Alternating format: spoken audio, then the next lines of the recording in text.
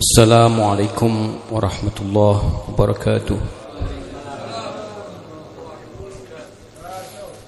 Assalamu ala al-Husayn wa ala aba'il Husayn wa ala abna'il Husayn wa ala ashabil Husayn.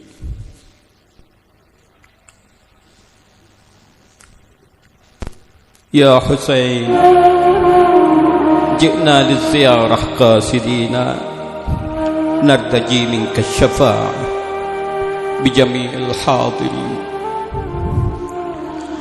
Salam kepada jasad yang berlumuran darah, salam kepada jasad berhiaskan tancapan anak panah, salam kepada jasad tanpa kepala, salam kepada jasad yang diinjak-injak ribuan kaki kuda. Salam atas wanita-wanita yang tertawan, salam atas kepala-kepala yang terpenggal, salam atas kepala-kepala yang ditancapkan di ujung tombak. Salam bagimu ya Aba Abdullah Al-Husain yang teraniaya. Curahan darah di Karbala menggenangi segenap hati, terserap habis di dalam dada lalu salutkan api. Selamanya akan membara hingga kita mati. Kini tinggallah Al-Husain seorang diri. Dengan tangisan yang pilu, imam mengorek tanah dengan pedang, menguburkan putra kesayangan Ali Asghar, agar tubuh cucu Az-Zahra itu tidak hancur terinjak kaki-kaki kuda para musuh Allah. Detik-detik terakhir kehidupan Al-Husain telah semakin berdetak keras. Al-Husain menemui keluarga, anak-anak dan kaum wanita menyampaikan salam perpisahan yang terakhir. Lalu imam mengenakan pakaian Rasulullah, memakai baju besinya, membawa pedang, lalu menaiki Dzul-Jannah, kuda yang sebelumnya ditunggang oleh Abul Fadl Al-Abbas. Ketika Al-Husain ingin memacu kudanya, kuda yang ditungganginya tidak mau berjalan. Imam menoleh ke belakang, dilihatnya Sukainah sedang memeluk kaki kudanya sambil menangis terseduh-seduh. Imam turun dari kudanya, memeluk putrinya sambil menghapus air matanya. Sambil terisak-isak Sukainah berkata, "Duhai ayahku Al-Husain, apakah engkau akan mati dan apakah engkau ridho untuk itu?" Sambil menangis Imam Husain menjawab, "Bagaimana aku tidak akan mati sementara tidak ada satu orang pun yang mau menolongku?" Ketika imam kembali ingin memacu kudanya, kuda itu pun tetap tidak mau berjalan. Imam menoleh ke belakang. Kali ini Sayyidah Zainab yang menangis histeris sambil memeluk kaki kuda. Imam turun kembali dari kudanya dan memeluk Zainab. Zainab berkata pada imam bahwa dulu sebelum Bunda Az-Zahra wafat, beliau pernah berwasiat untuk mewakilkan Bunda Az-Zahra mencium leher Al-Husain sebelum lehernya disembelih. Lalu Zainab melaksanakan amanat ibundanya itu dan mencium leher suci Al-Husain. Imam mulai memacu kudanya mengarah pasukan musuh. Pada putaran pertama, imam melawan musuh 1 lawan 1, hingga banyak musuh yang berkelimpangan tak kuasa menandingi kehebatan Al-Husain. Melihat kehebatan Al-Husain, Umar bin Sa'ad la'natullah alaih berteriak kepada pasukannya, "Tahukah kalian dengan siapakah kalian hendak bertarung?" Al-Husain adalah putra Ali bin Abi Thalib. Dia adalah putra kesatria dengan julukan Haidar Al-Qarrar, singa yang pantang mundur. Dia adalah putra pemilik pedang Dzulfiqar yang banyak menghabisi jawara-jawara kaum kafir dan musyrik. Dia adalah pewaris semua kehebatan ayahnya. Ali bin Abi Thalib, jangan heran jika Al-Husain tak tertandingi oleh siapapun. Pihak musuh berlarian seperti sekumpulan domba yang melarikan diri dari serangan seekor singa, hingga pasukan musuh berlarian menjauhi sungai. Ketika imam mendekati sungai, tiba-tiba Hasin bin Numair melontarkan anak panahnya dan mengenai dagu Al-Husain. Imam mencabut anak panah dari dagunya, dan darah pun mengalir deras dari dagu cucu Rasulullah. Lalu Hasin bin Numair berteriak mengelabui Al-Husain, "Wahai Husain, kemah-kemah keluargamu sedang dijarah." Mendengar hal itu, memacu kudanya kembali ke kemah keluarganya. Saat tiba di kemah, seluruh keluarga dan anak-anak melihat darah yang mengalir deras dari dagu imam.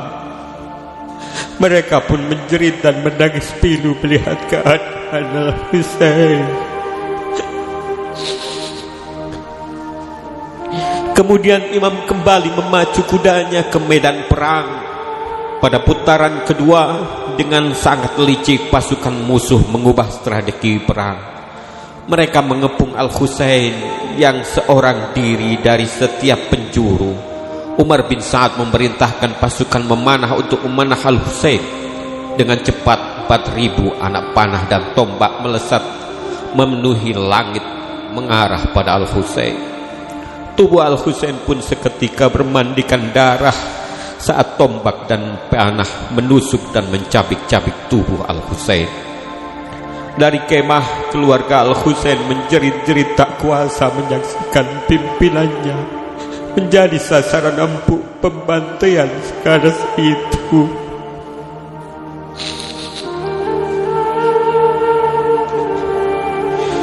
Saat imam sudah tak berdaya, manusia biadab Umar bin Sa'ad dan gerombolannya bergerak menuju kemah Al-Husain. Gerombolan binatang liar itu mengobrak-abrik kemah Al-Husain. Mereka membakar kemah-kemah Al-Husain. Mereka rampas harta benda Al-Husain, dan mereka tangkap keluarga Al-Husain dan mengiring mereka sebagai tawanan. Tubuh Al-Husain yang masih bernafas tiba-tiba bangkit, lalu menerjang beberapa pasukan yang ada di dekatnya hingga mereka mundur. Tiba-tiba sebuah batu cadas melayang dari arah musuh dan tepat mengenai kening Al-Husain. Darah pun mengalir deras dari kening Al-Husain. Saat imam mengusap darahnya, dada beliau diterjang sebuah anak panah bermata 3 beracun, hingga panah itu pun menembus dada Al-Husain. Lalu imam menoleh ke langit seraya berkata, "Ya Ilahi, sesungguhnya Engkau mengetahui mereka telah membunuh seseorang di muka bumi ini yang tak lain adalah putra Nabi-Mu." Di saat beliau semakin kehabisan tenaga, beliau mencabut anak panah dari dadanya. Darah pun menyembur dari dada Al-Husain. Sebagian darah beliau hamburkan ke langit, dan sebagian lain beliau usapkan ke wajahnya. Imam berucap, "Beginilah aku jadinya sehingga aku bertemu dengan kakekku Rasulullah dalam keadaan berluburan darah. Lalu aku ajukan kepada beliau siapa saja yang turut serta membunuhku." Tiba-tiba majulah binatang biadab bernama Malik bin Nasr al-Kindi menghampiri imam. Ia mencabut pedangnya dan memukul kepala imam dengan begitu kuat hingga menembus topi perang imam. Darah segar pun memancar dari kepala Al-Husain. Imam sudah teramat lemah akibat luka parah dan racun yang menjalar dalam darahnya. Tubuh imam penuh dengan anak panah.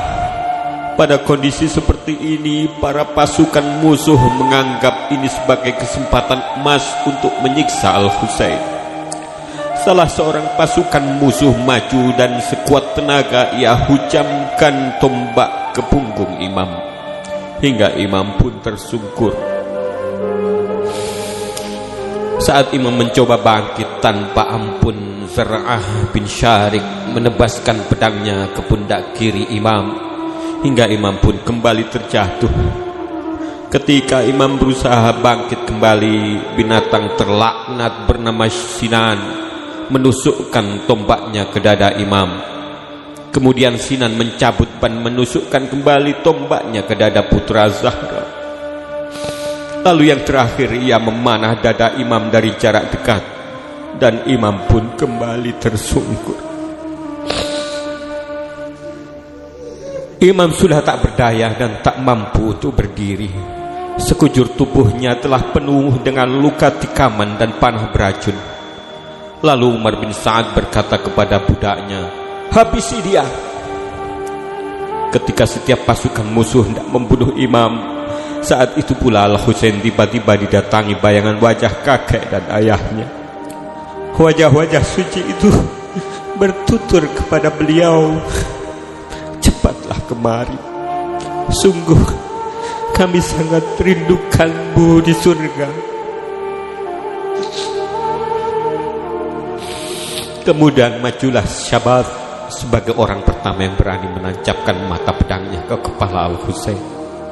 Namun saat mata imam menatap tajam wajah Syabaz, tubuh pria ini tiba-tiba gemetar hingga ke pedang yang di tangannya terhempas ke tanah.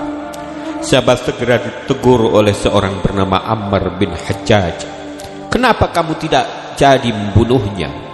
Syabaz menjawab, "Dia menatap wajahku. Kedua matanya menyerupai mata Rasulullah. Sungguh aku takut membunuh seseorang yang mirip dengan Rasulullah." Ammar dengan congkaknya berkata, "Berikan padaku pedangmu itu, karena akulah yang lebih pantas membunuhnya." Begitu pedang itu pindah ke tangannya, Ammar mulai mengayunkan pedangnya ke kepala Al-Husain. Imam pun kembali menatap wajah orang yang berniat menghabisinya itu, dan tubuh Ammar tiba-tiba juga menggigil ketakutan setelah ditatap imam dengan tajam. Shimr bertanya kepada Ammar, "Mengapa ia mundur?" Ammar menjawab, "Aku takut seolah-olah aku melihat Rasulullah." Lalu Shimr membentak pasukannya, "Mengapa kalian hanya melihatnya? Cepat bunuh selagi ia tak berdaya." Imam meminta sedikit air untuk meminumnya. Namun salah seorang dari mereka berkata, "Engkau tidak akan mendapatkan air hingga engkau pergi ke neraka." Melihat Al-Husain tersungkur, Zainab berlari memeluk tubuh kakaknya yang sudah berlumuran darah itu. Lalu imam berbisik kepada adiknya, "Duhai adikku sayang, jagalah anak-anakku. Kembalilah ke kemah agar engkau tidak melihat ketika leher ini berada di bawah pedang." Shimr berteriak kepada pasukannya, "Kalian semua pengecut. Tidak ada yang lebih pantas membunuh Al-Husain bin Ali kecuali aku." Dengan bengis Shimr mendorong kepala Zainab dengan tombaknya sambil berkata, "Wahai putri Ali, kembalilah. Engkau tidak akan melihat kakakmu lagi." Shimr menghampiri tubuh imam yang sedang sekarat.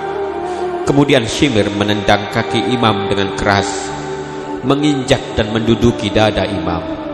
Imam mencoba membuka kedua matanya dan menatap wajah Shimr. Namun tatapan beliau kali ini tak meluluhkan hati Shimr yang sudah sangat membatu. Bukannya ketakutan, malah dari mulut Shimr yang tertutup kain itu keluar perkataan, "Aku bukanlah seperti mereka yang mengurungkan niat untuk membunuhmu. Demi Allah, akulah yang akan memotong kepalamu dari jasadmu.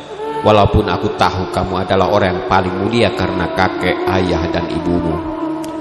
Dengan suara lemah imam berkata, "Siapakah engkau yang telah menginjak dada yang selalu diciumi Rasulullah ini?" Shimr menjawab, "Aku adalah Shimr Dzil Jaushan." Imam bertanya, "Apakah engkau tahu siapa aku?" Shimir menjawab, aku tahu persis siapa dirimu. Ayahmu adalah Ali Al-Murtada, ibumu Fatimah Az-Zahra, kakekmu Muhammad Al-Mustafa, dan nenekmu Khadijah Al-Kubra. Imam berkata, alangkah celakanya kamu. Kamu tahu siapa aku, tetapi mengapa akan membunuhku dengan cara seperti ini? Shimir menjawab, supaya aku bisa mendapat imbalan besar dari Yazid bin Muawiyah laknatullah.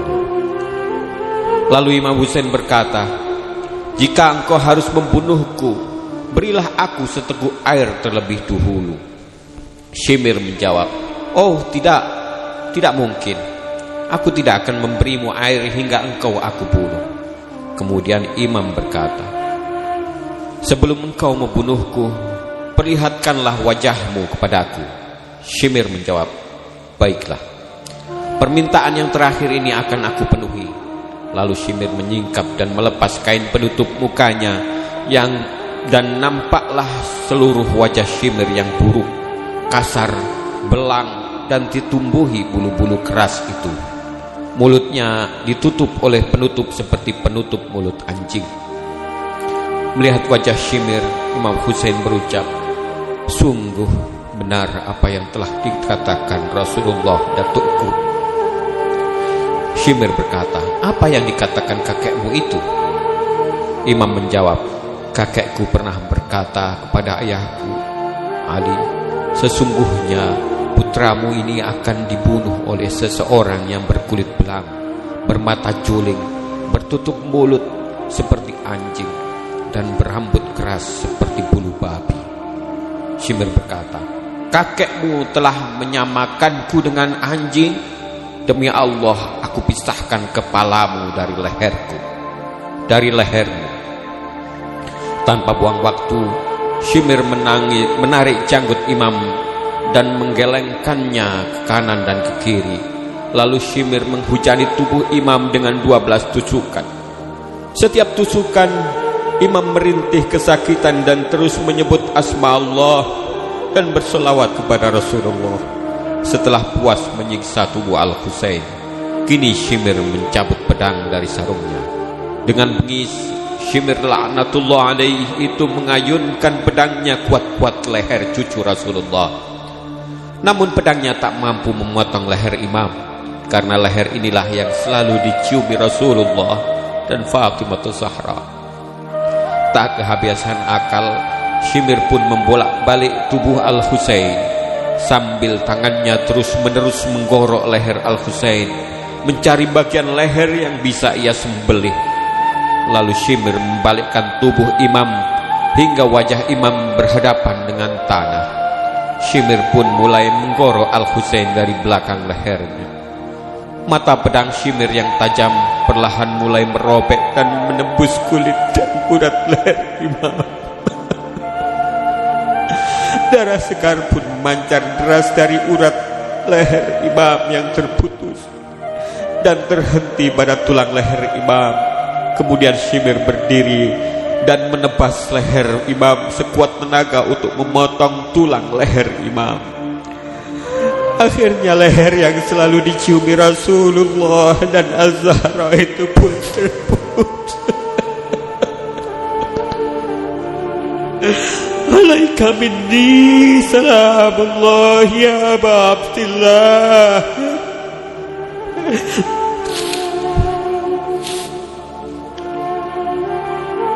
Salam bagimu wahai Aba Abdillah. Terpisahnya kepala Al-Husain disusul dengan suara takbir 3 kali dari liang mulut bala tentara Umar bin Sa'ad yang busuk itu. Kemudian Shimir mengambil kepala Al-Husain dan menancapkannya di ujung tombaknya. Inna lillahi wa inna ilaihi raji'un. Setelah itu, para tentara musuh maju untuk merampas semua barang yang melekat pada tubuh Al-Husain. Ibnu Haywa mengambil baju Imam, Ibnu Mas'ud mengambil sorban Imam, Ibnu Khalid mengambil sepatu Imam, dan Ibnu Khal mengambil pedang Imam. Qais mengambil beludru qatifah Imam.